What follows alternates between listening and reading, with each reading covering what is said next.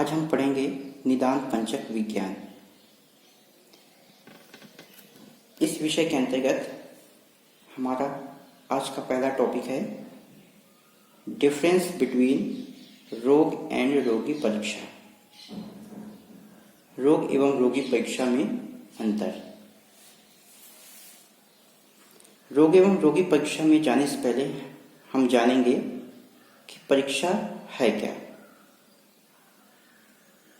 आचार्य चक्रपाणि ने बताया है कि परीक्षन्ते व्यवस्थाप्यन्ते वस्तु स्वरूपाणि अनया इति परीक्षा, अर्थात जिस प्रक्रिया के द्वारा वस्तु के यथावत स्वरूप या उसकी यथावत स्थिति का ज्ञान हो उसे परीक्षा कहते हैं। वात्स्यायन भाष्य में भी बताया है प्रमाणैः अर्थ अवधारणम परीक्षा, अर्थात जो प्रमाण के अर्थ का अवधारण करे उसे परीक्षा कहते हैं। अब प्रमाण क्या है? यथार्थ अनुभव ही प्रमाण है और उसका साधन प्रमाण है। आपने पदार्थ विज्ञान में पढ़ा होगा कि यथार्थ अनुभव प्रमाण तत्साधनम च प्रमाण। जो यथार्थ अनुभव है वो प्रमा है और उसका साधन अर्थात यथार्थ ज्ञान के साधन को प्रमाण कहते हैं। तो हम ये कह सकते हैं कि जिस प्रकार प्रमाण एक साधन है, परीक्षा भी एक साधन है। कविराज गंगाधर ने भी बताया है कि प्रमीते अनेन इति प्रमाणम, जिसके कारण यथार्थ ज्ञान सत्य ज्ञान की प्राप्ति हो या जो यथार्थ ज्ञान कराने में साधनभूत हो उसे प्रमाण कहते हैं। प्रमाण के पर्याय में भी बताया है कि उपलब्धि, साधन, ज्ञान, परीक्षा तथा प्रमाण ये पर्यायवाचक है।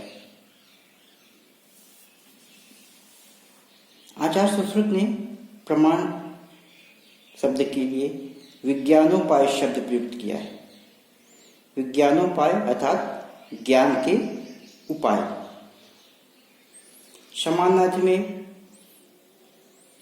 परितः ईक्षणम अर्थात चारों देखना, अन्वेषण करना ही परीक्षा है।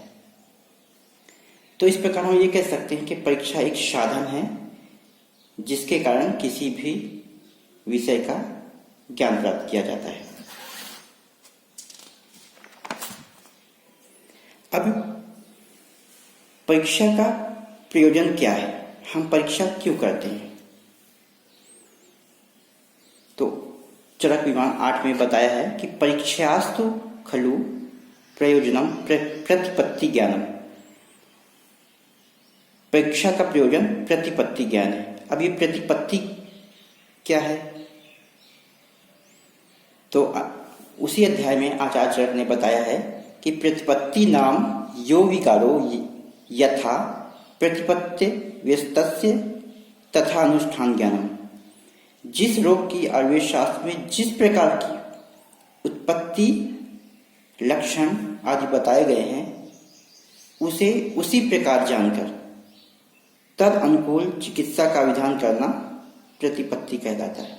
अर्थात जिस प्रकार कोई रोग है तो अपने आयुर्वेद शास्त्र में जिस रोग की जो उसकी उत्पत्ति किस प्रकार हुई है, उसके लक्षण क्या बताए गए हैं, तो जो शास्त्र में जो बताया गया है उसी के अनुसार ज्ञान प्राप्त करके तद अनुकूल चिकित्सा का विधान करना ही प्रतिपत्ति कहलाता है। आचार्य चरक ने यह भी कहा है कि परीक्षा कारणों ही कुशला भवन्ति, अर्थात रोग एवं रोगी परीक्षा करने वाला ही कुशल चिकित्सक होता है। तो परीक्षा का प्रयोजन के लिए का जानना हमारे लिए इसलिए जरूरी है क्योंकि चिकित्सा में सफलता प्राप्त करने के लिए सर्वप्रथम रोग एवं रोगी की परीक्षा करना आवश्यक है। अब हम अपने टॉपिक में जाएंगे कि रोग परीक्षा क्या है। रोग परीक्षा अर्थात रोग ज्ञान के उपाय या साधन। अभी हमने देखा कि परीक्षा का मतलब है उपाय, साधन, ज्ञान। तो इससे हम रोग के बारे में ज्ञान प्राप्त करेंगे।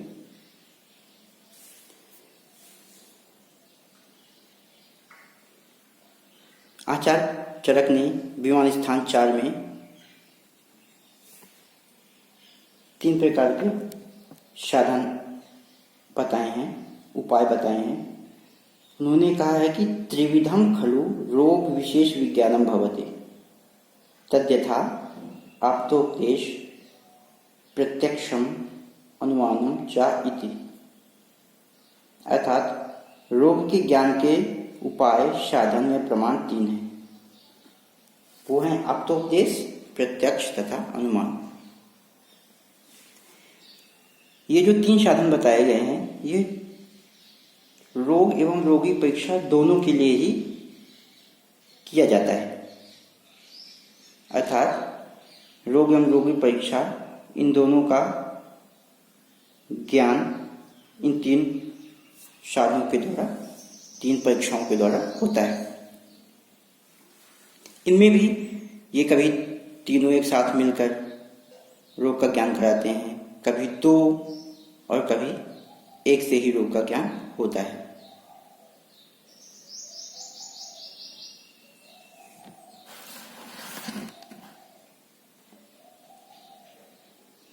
निदान पंचक विज्ञान के अंतर्गत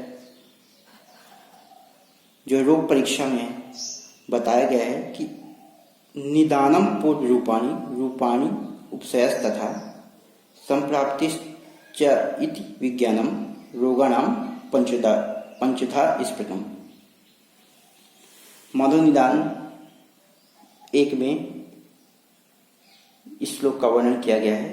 मुक्तः यह श्लोक अष्टांग निदान स्थान 1 का है। इसमें निदान, पूर्व रूप, उपशय तथा संप्राप्ति, ये 5 साधन का वर्णन किया गया है, 5 उपायों का वर्णन किया गया है जिससे रोग का ज्ञान होता है। इसमें भी निदान आदि जो 5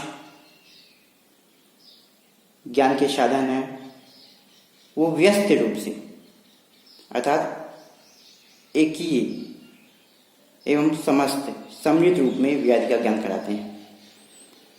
अर्थात इनमें से प्रत्येक पृथक पृथक रूप में तथा 5 एक साथ मिलकर भी व्याधि का ज्ञान कराते हैं।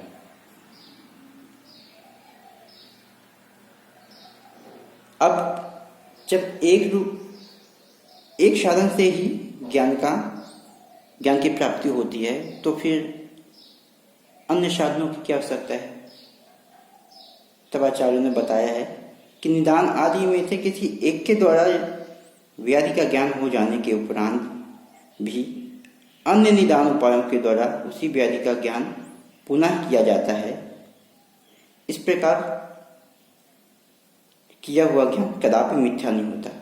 अर्थात एक उपाय के कारण या किसी की पुष्टि हो जाए और अन्य उपायों के कारण भी उसकी पुष्टि की जाए, तो उसके ज्ञान में कोई मिथ्या नहीं हो सकता। मीन्स पूर्णतः वो ज्ञान सत्य होता है। तो निदान पंचक विज्ञान में रोग परीक्षा के अंतर्गत मुख्यतः ये जो 5 परीक्षाएं बताई हैं, इन्हीं को निदान पंचक कहा गया है और इसी के विषय में हम विस्तार से वर्णन करेंगे। तो हमने जाना कि रोग परीक्षा के ज्ञान के मुख्यतः 5 उपाय हैं: निदान, पूर्व रूप, उपशय एवं संप्राप्ति। अब रोग परीक्षा का महत्व क्या है? हमने पिछली क्लासों में भी पढ़ा है कि रोगम आदौ परीक्षेत ततो अनंतर औषधम ततः कर्म विषय पश्चात ज्ञानपूर्व समाचरित। अर्थात चिकित्सा करते समय सर्वप्रथम रोग की परीक्षा करें, उसके बाद रोग के अनुसार उचित औषध की परीक्षा करनी चाहिए। तत्पश्चात वैद्य के लिए उचित है कि वो रोग एवं औषध का सम्यक ज्ञान हो जाने के पश्चात ही चिकित्सा कार्य करें। जो वैद्य रोग को ना समझकर चिकित्सा कर्म प्रारंभ करता है, यद्यपि वह औषधि विधान को जानता है, फिर भी उसकी सिद्धि निश्चित रूप से नहीं होती है। और जो वैद्य रोग की विशेष अवस्थाओं तथा औषधि विधान को जानता है, साथ ही देश काल के अनुसार रोग के प्रमाण व औषध प्रमाण को जानता है, तो चिकित्सा करते समय उसकी सफलता निश्चित रूप से होती है। इस प्रकार रोग की परीक्षा का महत्व बताते हुए आचार्य ने कहा है कि पहले रोग की परीक्षा करें, उसके पश्चात औषधि की परीक्षा करें, तब चिकित्सा कर्म प्रारंभ करें। यदि रोग की परीक्षा सम्यक रूप से न की जाए तो कौन सी औषधि का विधान करना है, किस प्रकार की चिकित्सा का विधान करना है, ये जानना मुश्किल होगा। और उसके उपरांत भी यदि हम चिकित्सा कार्य प्रारंभ करते हैं तो उसमें सफलता प्राप्त करने के जो अवसर हैं वो कम हो जाते हैं और कई बार तो